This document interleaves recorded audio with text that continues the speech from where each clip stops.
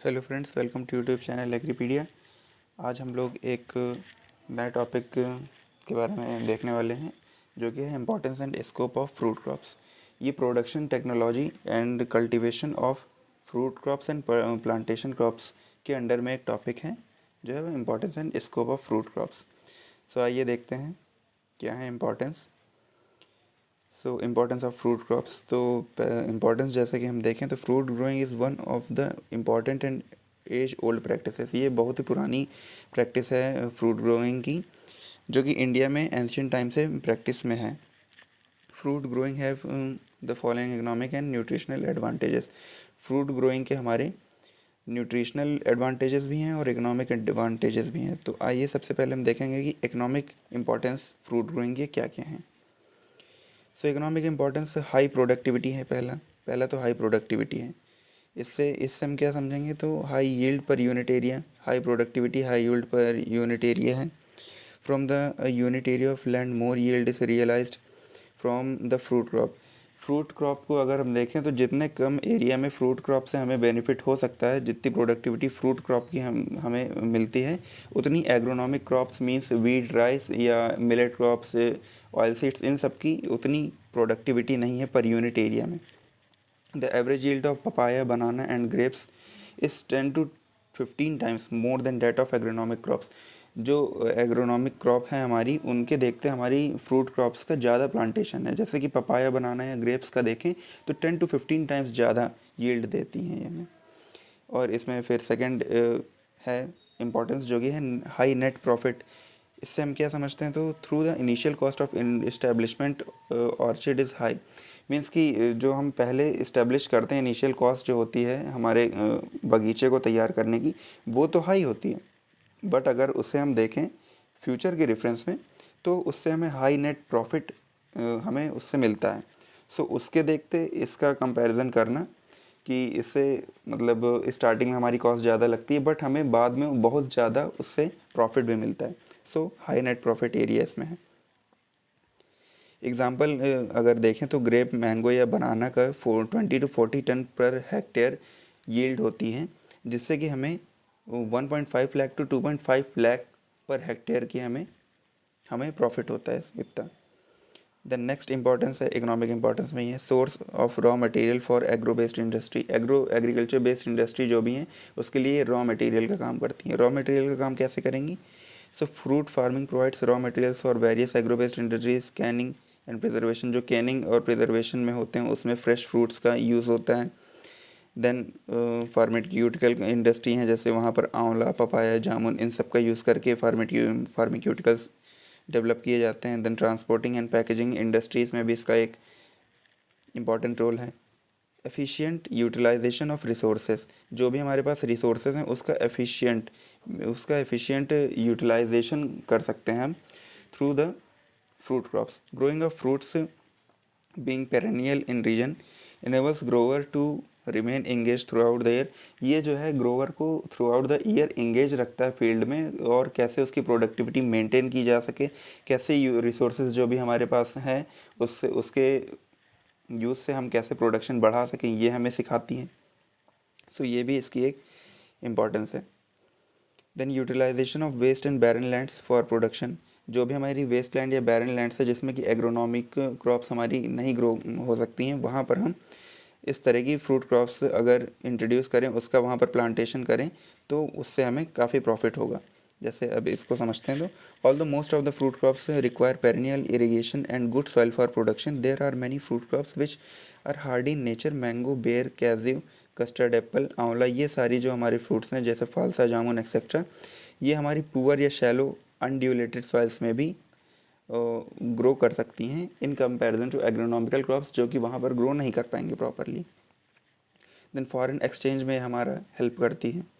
Foreign exchange में कैसे help करेगी? Many fresh fruits, processed products, जो भी फ्रेश फ्रूट्स हैं, प्रोसेस्ड प्रोडक्ट्स हैं और स्पाइसेस हैं, exported to several countries, various other countries में ये एक्सपोर्ट किए जाते हैं और वहाँ से हमें foreign exchange means foreign exchange हम अर्न करते हैं बहुत ही अच्छे अमाउंट में।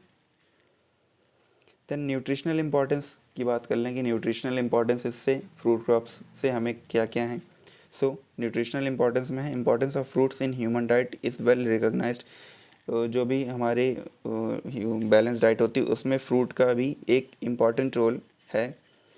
सो man can not live on cereals alone, सिर्फ सीरियल्स पे मीन्स सिर्फ वीट पे, राइस पे, मिलेट्स पे, ऑयल सीड्स पे सिर्फ हम नहीं फीड कर सकते हैं, बट हमें फ्रूट भी नेसेसरी है हमारी बैलेंस डाइट के लिए। Fruits are essential for balance diet and good health. Nutritionist advocate 60 to 85 grams of fruit.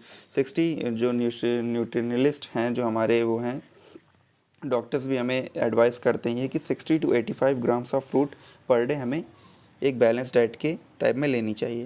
Then vegetables per capita per day in addition to cereals, pulses, egg, etc.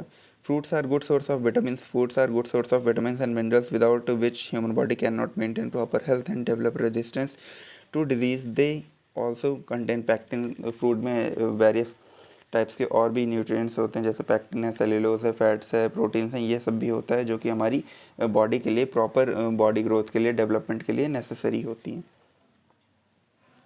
और बहुत ही concentrated amount में हम इसे ले करके काफ़ी हमें ये हेल्प करती है। अब देखते हैं scope of cultivation of fruit. अब इसके स्कोप क्या हैं कल्टीवेशन ऑफ फ्रूट के। So as far as scope is concern, the production of fruit increased to a large extent. India is an ideal country as all the important fruits can be produced due to varied soils and climates.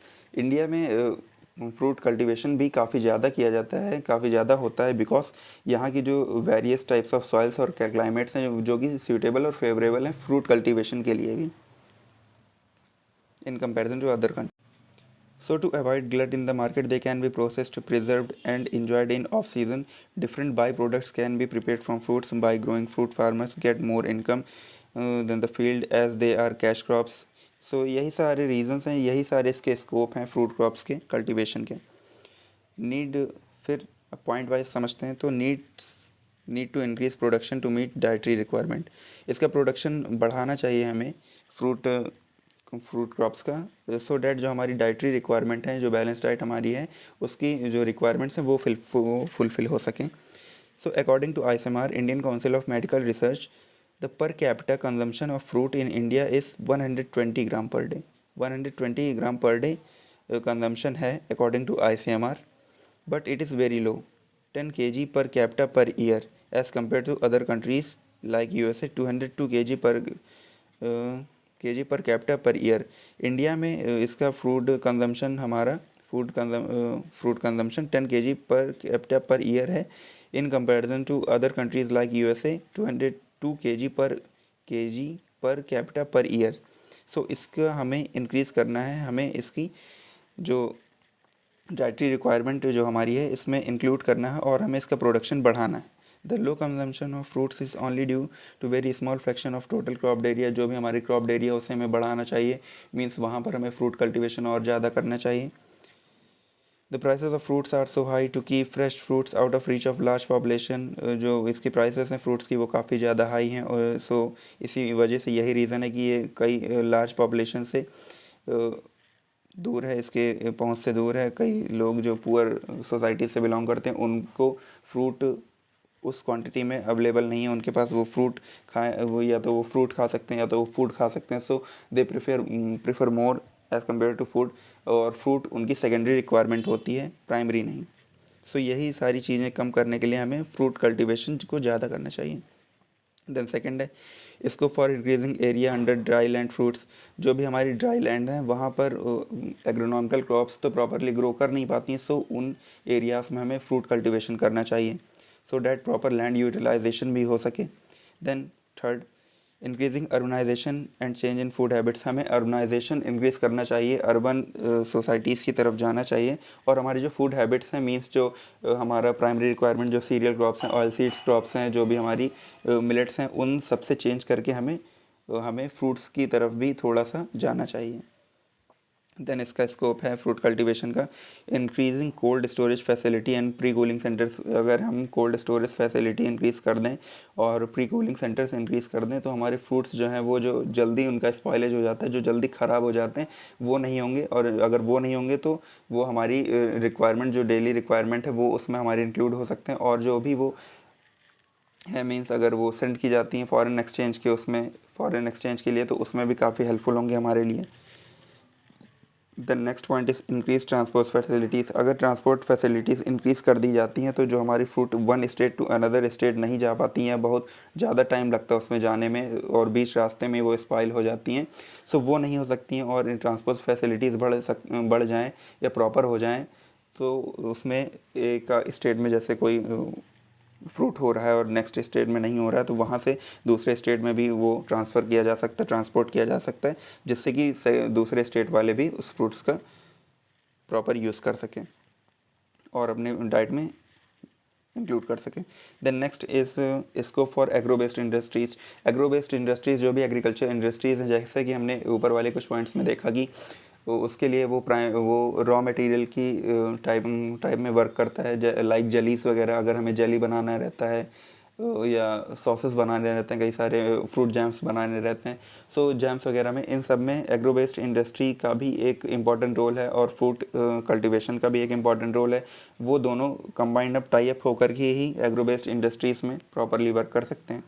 Then development of new techniques, इसमें कई सारी development of new techniques, हमें कई सारी नई technologies को, techniques को develop करना है जिससे कि हमारा फ्रूट कल्टीवेशन प्रॉपर हो सके।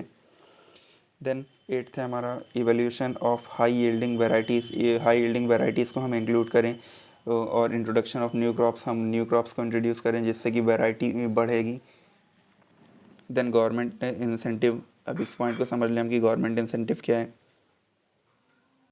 तो realizing the need for area expansion of fruit crops, the government have started a very ambitious program of fruit development under which it gives 100% subsidy to marginal farmers and farmers from background communities and 70% subsidy for others on establishment and maintenance of fruit orchard for a period of 3 years. This would increase the area under fruits. It is expected that due to this program the area under fruit will increase. अब इसमें government incentive क्या है, इस point को जैसे हम समझेंगे तो इसमें क्या है कि जो हमारी गवर्नमेंट है उसको भी ये रियलाइज़ हुआ कि फ्रूट क्रॉप्स का एरिया एक्सपेंशन कितना ज़्यादा इम्पॉर्टेंट है हमारी इकोनॉमी के लिए, फॉर जीडीपी पर्पस ऑल्सो।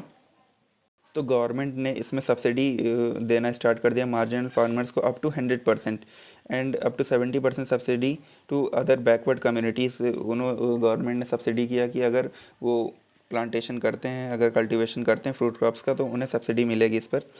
और इस्टेब्लिशमेंट ऑफ, और जो भी उस ऑर्चार्ड इस्टेब्लिश करने के लिए उनको 3 ईयर्स तक का पीरियड तक का टाइम दिया जाएगा। सो जिससे कि जो हमारा एरिया है अंडर फ्रूट क्रॉप्स, वो हमारा इंक्रीज़ हो सके। देन नेक्स्ट हमारा पॉइंट है scope for export of fruits. Market service in Europe and other markets have revealed that is a good scope of export of grapes, mango, banana, pomegranate, citrus, ber, cashew and Gulf and European markets. The availability of these markets would increase the area under these fruits. ये था हमारा। Then next है employment generation. So employment generation, जैसे कि various agro based industries में हम नए नए एम्प्लॉयज़ अपॉइंट करेंगे, मीन्स एम्प्लॉयज़ हमें अपॉइंट करने पड़ेंगे जिससे कि एम्प्लॉयमेंट जनरेशन होगा। ट्रांसपोर्ट फैसिलिटीज़ या न्यू टेक्निक्स हमको डेवलप करनी है तो उसमें भी काफ़ी लोगों को एम्प्लॉयमेंट मिलेगा। इसी तरह से इसमें एम्प्लॉयमेंट जनरेशन का भी